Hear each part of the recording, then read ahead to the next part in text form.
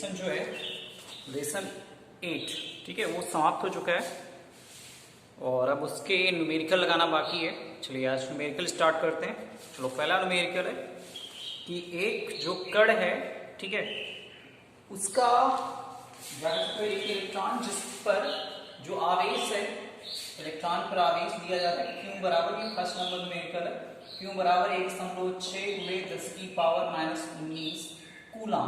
ये इलेक्ट्रॉन पर आवेश है, यानी कितना आवेश है एक इलेक्ट्रॉन पे। फिर कह रहा है क्यू जो इलेक्ट्रॉन का वेग है, यानी वेग को क्या लिखते हैं v से, तो v बराबर दिया जा रहा है 2 × 10⁻7 और मात्रक क्या होगा मीटर पर सेकेंड, ये होगा। यानी एक इलेक्ट्रॉन है उस पर आवेश इतना है और उसका जो वेग है वो इतना है, ठीक है। वह जो है चुंबकीय क्षेत्र में प्रवेश करता है, जिसका चुंबकीय क्षेत्र जो दिया जा रहा है v बराबर दिया जा रहा है 1.5 वेबर पर मीटर स्क्वायर, ये उसका चुंबकीय क्षेत्र है, ठीक है। तथा जो कोण में प्रवेश करता है वो 30 अंश के कोण पर प्रवेश करता है, तब लगने वाले बल की गणना कीजिए। इससे पहले आपको बताया गया या आपको पढ़ाया गया कि कोई इलेक्ट्रॉन जो है चुंबकीय क्षेत्र में अगर प्रवेश करता है तो जाहिर सी बात है उस पर बल लगता है। अगर वो समांतर प्रवेश करता है तो उस पर कोई बल नहीं कार्य करता है, लंबवत प्रवेश करता है तो उस पर बल लगता है, जिसके कारण उसका जो पथ होता है वृत्ताकार हो जाता है। और अगर तिरछा प्रवेश करता है तब भी उस पर एक बल कार्य करता है, जिसके कारण उसका जो पथ होता है वो कुंडलीनुमा हो जाता है। ये आपको बताया गया। तो जाहिर सी बात है कोई इलेक्ट्रॉन जो है इतने आवेश से, इतने वेग से, चुंबकीय क्षेत्र इतना है और 30 अंश के कोण पर प्रवेश कर रहा है, तो 30 अंश के कोण पर प्रवेश करता है तो उस पर लगने वाला बल जो है उसकी वैल्यूएशन आपको निकाल के लानी है। तो कोई फार्मूला पढ़ा है लगने वाला बल के लिए, आपने पढ़ा है लॉरेंज बल। लॉरेंज बल में आपने फार्मूला पढ़ा था कि जब कोई आवेशित कण किसी चुंबकीय क्षेत्र में प्रवेश करता है तो उस पर एक बल कार्य करता है और वह बल जो होता है उसको लॉरेंज बल कहते हैं। आपने पढ़ा है दो फार्मूले पढ़े हैं, F बराबर आपने पढ़ा है QVB और आपने पढ़ा है F बराबर QVB साइन थीटा और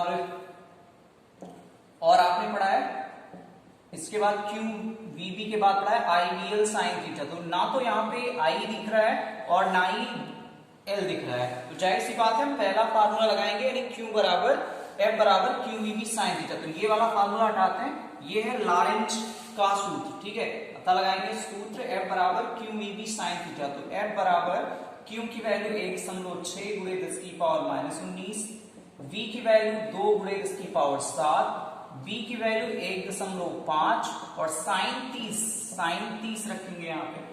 अब इसका गुणा कर देते हैं, 16 दूना 32 यानी 3.2 गुणे 1.5, ठीक है। और 19 से 7 निकलता है, 19 से 7 निकालोगे तो कितना बचेगा 10⁻12 बचेगा। और साइन 30 की वैल्यू आपने पढ़ा है कि 1/2 होती है, तो कैंसिल हो जाएगा, यानी ये कैंसिल कट के आएगा 1.6 ही आ जाएगा, यानी 1.6 गुणे 1.5 गुणे 10⁻12। और जब इसका गुणा करोगे 15 × 225 होता है और 225 प्लस 15 और ऐड करोगे 240, यानी 240 और गुणे 10⁻12, ठीक है, इतने। और F चूंकि है तो F का मात्रक क्या होता है न्यूटन होता है, इसलिए ये न्यूटन लिखेंगे, यानी पहला आंसर ऐसे लगेगा, ठीक है।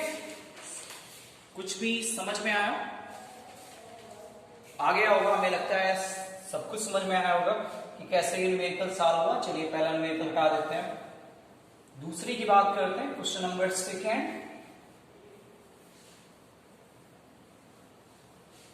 चलिए क्वेश्चन नंबर 2, उसने कहा कि एक जो तार है उसकी लंबाई, यानी क्वेश्चन नंबर 2 है, L बराबर दिया जा रहा है 20 सेंटीमीटर और जो उसकी त्रिज्या है वो R बराबर 1 सेंटीमीटर। उनमें जो फेरों की संख्या है वो 500 है, 5000 है, सॉरी 5000।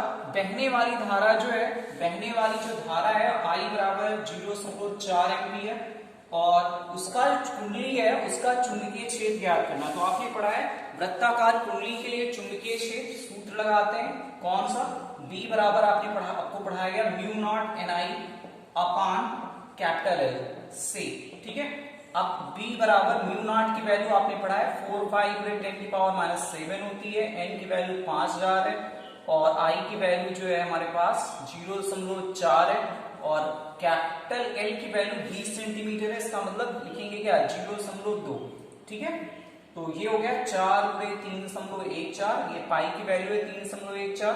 उसके बाद यहां से कैंसिल करते हैं तो ये 2 दूनी 4 होता है, यानी 2 हो जाएगा, फिर 5 हो जाएगा, और 1 0 2 0 3 0 और गुणे 10 की पावर -7 इतना आएगा, ये भी कैंसिल हुआ है। ठीक है, तो ये आएगा।